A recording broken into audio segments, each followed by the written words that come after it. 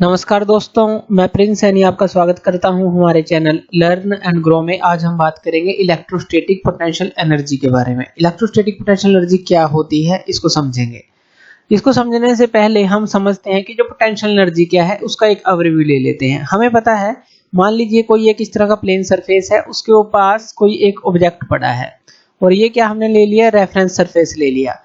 अगर इसी ऑब्जेक्ट को आप किसी हाइट तक लेकर जाते हैं, मान लीजिए इतनी हाइट तक आप इसको लेकर जाते हैं, ये जो हाइट है हम मान लेते हैं कि ये h हाइट है, तो इसके अंदर पोटेंशियल एनर्जी स्टोर हो जाती है। क्यों? क्योंकि आपने क्या किया है, अगेंस्ट ग्रेविटी काम किया है, अगेंस्ट ग्रेविटी वर्क डन किया है इसको यहाँ से वहां पर ले जाने के लिए। तो यानी कि जो इसके अंदर पोटेंशियल एनर्जी स्टोर होती है, जो आपने वर्क किया है वही इसके अंदर स्टोर होती है, जिसको आप बोलेंगे mgh। ये इसके अंदर पोटेंशियल एनर्जी स्टोर हो जाती है। सिंपल सी बात है। इसी तरह से यहाँ पर एक और एग्जांपल लेते हैं। मान लीजिए हाइट पर आपने किसी चीज को पहुंचाया, मान लीजिए कोई वाटर टैंक है। अब यहाँ पर ये क्या है, वाटर टैंक है, यहाँ पर वाटर है हाइट पर। अब यहाँ से मान लीजिए किसी पाइप के थ्रू अगर ये वाटर नीचे आता है, तो ये जो पोटेंशियल एनर्जी है यहाँ पर, तो वो किस में कन्वर्ट होने स्टार्ट हो जाती है, काइनेटिक एनर्जी में कन्वर्ट होने स्टार्ट हो जाती है। यानी कि हर एक पॉइंट में आपको कन्वर्जन मिलेगा। पोटेंशियल एनर्जी काइनेटिक एनर्जी में चेंज हो रही होगी। अगर टोटल सम इनका देखेंगे वो कांस्टेंट ही रहेगा, क्योंकि एनर्जी तो कंजर्व रहती है, इसको आप डिस्ट्रॉय नहीं कर सकते, ना ही बना सकते, कन्वर्ट जरूर कर सकते हैं। तो जब वाटर आता है तो पोटेंशियल एनर्जी हमारी किस फॉर्म में कन्वर्ट हो रही है, काइनेटिक एनर्जी फॉर्म में कन्वर्ट होती है। तो ये दोनों पॉइंट जो है हमें ध्यान में रखने हैं, क्योंकि इस टॉपिक के अंदर ये दोनों पॉइंट ही हमारे काम आएंगे।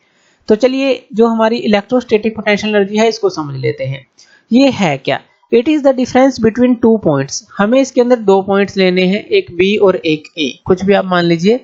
As the minimum work required to be done by external force in moving without acceleration a test charge Q from A to B.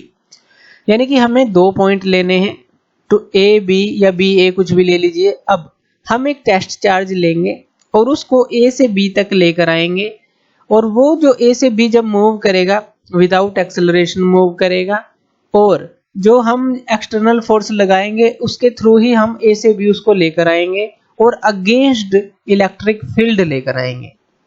तो यहाँ पर आपको थोड़ी सी कंफ्यूजन होगी, चलिए इसको क्लियर करते हैं कि हम कहना क्या चाहते हैं। मान लीजिए यहाँ पर ये चार्ज है हमारा सोर्स चार्ज क्यू, जिसके कारण से जो इलेक्ट्रिक फील्ड है उसका जो पोटेंशियल है आसपास बिखरा हुआ है।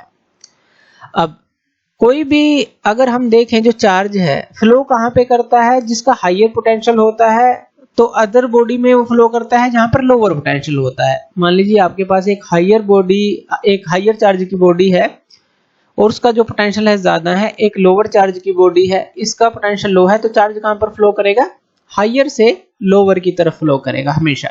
और जब इनका जो पोटेंशियल बराबर हो जाएगा तो यहां पर इक्विलिब्रियम की कंडीशन आ जाती है, तो चार्ज फ्लो नहीं करता, ये भी हमें याद रखना है। तो अब यहां पर हमने एक सोर्स चार्ज ले लिया कोई भी क्यू, इसको हमने प्लेस कर दिया कहीं पर भी, उसको हमने ओरिजिन मान लिया जहां पर भी प्लेस किया। अब इसका जो इलेक्ट्रोस्टैटिक फील्ड होगा वो आसपास बिखरा होगा।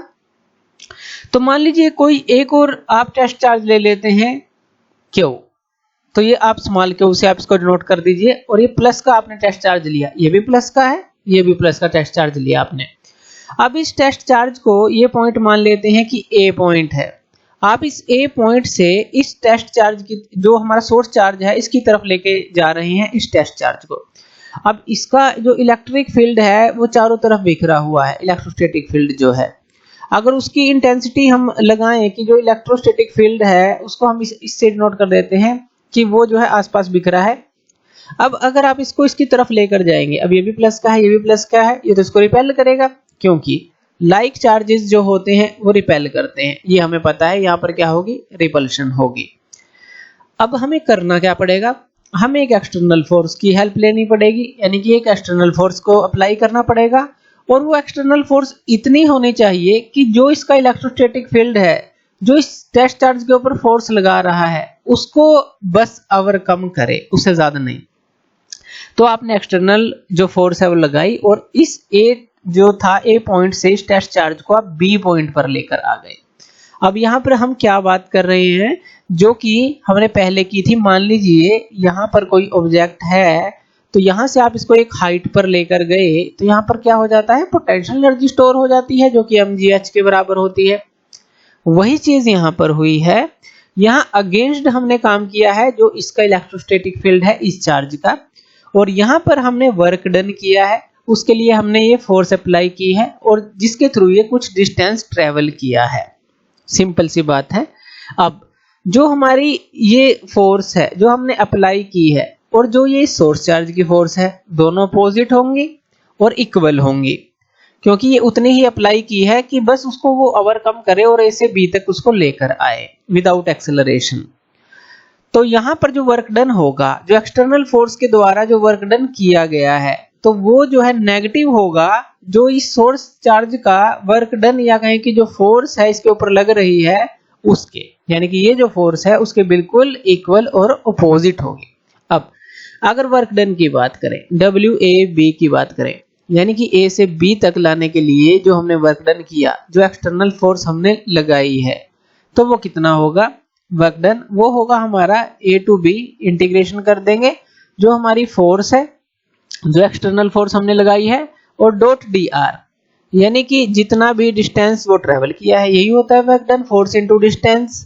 तो F डॉट dr हमने ले लिया। अब जो एक्सटर्नल फोर्स है ये हमें पता है ये नेगेटिव किसके है, जो हमारी इलेक्ट्रिक फील्ड की फोर्स है उसके नेगेटिव है ये जो एक्सटर्नल फोर्स है, यानी कि ये इस तरफ जाएगी और ये इस तरफ लगाएगी, जो ये सोर्स चार्ज के कारण इलेक्ट्रिक फील्ड है वो इसके ऊपर इस तरफ लगाएगी, रिपेल करने की कोशिश करेगी। लेकिन आपने वर्क डन किया और उसको यहां से यहां लेकर आए तो इसके अंदर कुछ एनर्जी स्टोर होगी। सिंपल सी बात है, जैसे यहां पर हमने देखा। तो यहां पर आप इसको ऐसे भी लिख सकते हैं A to B minus FE, यानी कि ये जो एक्सटर्नल फोर्स है अब ये माइनस FE के बराबर है। FE क्या है यहां पर, जो कि इस चार्ज के कारण इलेक्ट्रोस्टैटिक फील्ड है। तो वर्क डन को आप इस फॉर्म में लिख सकते हैं।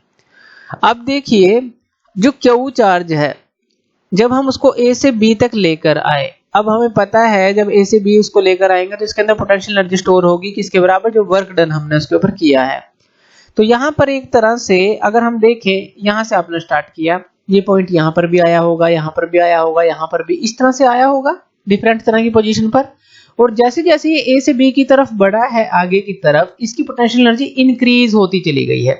यानी कि यहां पर अगर हम देखें तो सबसे ज्यादा है, यहां पर थोड़ी कम होगी, यहां पर थोड़ी कम होगी, यानी कि A से B की तरफ जब हम आए तो वो इंक्रीज होती चली गई है। अगर हम क्या करें, यहां पर B पॉइंट पर आकर अपनी एक्सटर्नल फोर्स को रिमूव कर दें जो हम लगा रहे हैं A से B तक, जिस फोर्स से हम इसको लाए हैं, तो ये जो B पॉइंट से ये चार्ज जो है वापस जो है चला जाएगा, क्योंकि ये जो फोर्स है वो उसको वापस धकेल देगी, ये भी हमें पता है। इसका मतलब जब यहां से हम इसको यहां पर लेकर आए हैं तो वो जो पोटेंशियल एनर्जी है वो हमारी काइनेटिक एनर्जी में कन्वर्ट हो जाएगी। जैसे हमने वाटर का एग्जांपल लिया था कि हाइट से अगर वाटर गिरेगा तो उसकी पोटेंशियल एनर्जी किस में कन्वर्ट होगी, काइनेटिक एनर्जी में। इसी तरह से यहां से जब आपने एक्सटर्नल फोर्स को रिमूव किया तो इसकी पोटेंशियल एनर्जी काइनेटिक एनर्जी में कन्वर्ट हो जाएगी।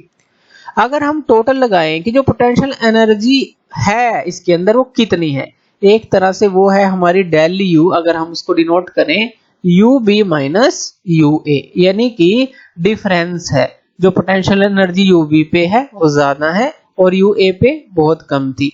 तो डिफरेंस कितने, इन दोनों पॉइंट का अगर हम देखें, ये डिफरेंस है UB माइनस UA, और जो कि हमने वर्क डन किया है उस वर्क डन के बराबर है। इस तरह से भी आप लिख सकते हैं। तो यहां पर एक और डेफिनेशन जो है आप इसकी ले सकते हैं, जो वर्क डन है by electrostatic field is moving A given charge from one point two another depends only on the position of initial and final points. ये इनिशियल और फाइनल पॉइंट्स पर ही डिपेंड करता है, ना कि पाथ पर। It does not depend on the path chosen in going from one to other point या one to other position। तो यहां पर भी देखिए जो पोटेंशियल एनर्जी होती है, यहां पर भी अगर आप इस ऑब्जेक्ट को यहां पर लेकर आ जाते, फिर उसको यहां पर लेकर आ जाते, फिर उसको यहां पर लेकर आते, तो ये इस पाथ के जो ऊपर डिपेंड नहीं करता, ये इस इनिशियल पॉइंट के ऊपर डिपेंड करता है और इस फाइनल पॉइंट के ऊपर डिपेंड करता है। इसी तरह से यहां पर भी है, ये जो है A और B पॉइंट पर डिपेंड करेगा। चाहे आप A से B पॉइंट की तरफ इस तरह से आ जाइए, इस तरह से ये पाथ चूजन कर लीजिए, लेकिन पोटेंशियल एनर्जी जो होगी उतनी ही स्टोर होगी, क्योंकि ये इनिशियल और फाइनल पॉइंट पे डिपेंड करता है, ना कि पाथ पर डिपेंड करता है। ये भी बात हमें इसके अंदर ध्यान रखनी है। अब यहाँ पर हम एक और पॉइंट चूज कर सकते हैं जहां पर पोटेंशियल एनर्जी इस टेस्ट चार्ज की 0 हो। तो वो कौन सा हम लेते हैं? वो हम लेते हैं कि जो ये सोर्स चार्ज है इसके कारण से जो इलेक्ट्रिक फील्ड का जो इसका बिखराव है, वो जो अगर मान लीजिए ये पॉइंट कहीं पर भी होगा इसके इलेक्ट्रिक फील्ड के अंदर, तो वहां पर कुछ ना कुछ पोटेंशियल एनर्जी तो होगी पॉइंट के पास। तो इसीलिए हम एक ऐसा पॉइंट लेते हैं जहां पर पोटेंशियल एनर्जी 0 हो इस पॉइंट की। तो वो कौन सा होता है? वो होता है इन्फिनिटी पर। तो हम मान लेते हैं कि जो इन्फिनिटी पर जो पोटेंशियल एनर्जी है पॉइंट की वो 0 है, यानी कि जो ए पॉइंट है इसकी 0 है। अब वहां से जब हम उसको लेकर आएंगे इसके फील्ड के अंदर, तो उसके अंदर पोटेंशियल एनर्जी जो है बढ़ती चली जाएगी, या कहें कि उसके अंदर इंपार्ट होती चली जाएगी, तब उसके अंदर एनर्जी आती चली जाएगी। तो हम एक पॉइंट ऐसा भी मान सकते हैं जहां पर पोटेंशियल एनर्जी 0 हो, और वो होता है हमारा इन्फिनिटी पर, यानी कि जहां इलेक्ट्रोस्टैटिक फील्ड की पहुंच हो ही ना, वहां से हम टेस्ट चार्ज को लेकर आए तो वो इन्फिनिटी पर मान लेते हैं। तो उसके लिए जो वर्क डन होगा हमारा, तो वर्क डन उसके लिए होगा W इन्फिनिटी B, क्योंकि A पॉइंट जो है अब इन्फिनिटी पर है।